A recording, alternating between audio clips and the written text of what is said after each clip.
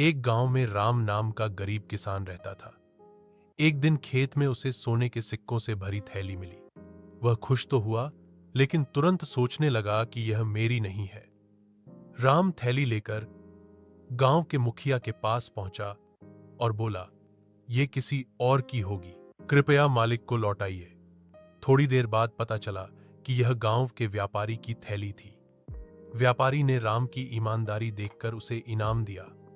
गांव के लोग राम की सच्चाई से प्रभावित हुए और उसे आदर्श मानने लगे। एक गांव में राम नाम का गरीब किसान रहता था। एक दिन खेत में उसे सोने के सिक्कों से भरी थैली मिली। वह खुश तो हुआ, लेकिन तुरंत सोचने लगा कि यह मेरी नहीं है।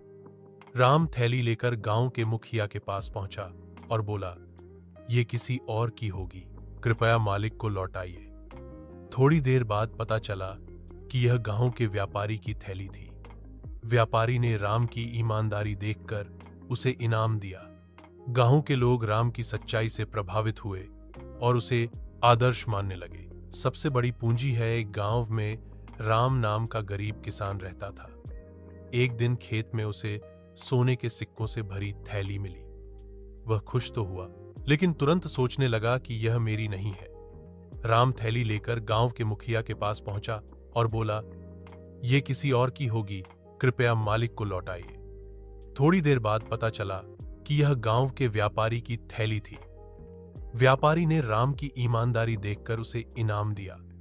गांव के लोग राम की सच्चाई से प्रभावित हुए और उसे आदर्श मानने लगे। इस कहानी से यह सीख मिलता है कि ईमानदारी सबसे बड़ी पूंजी है।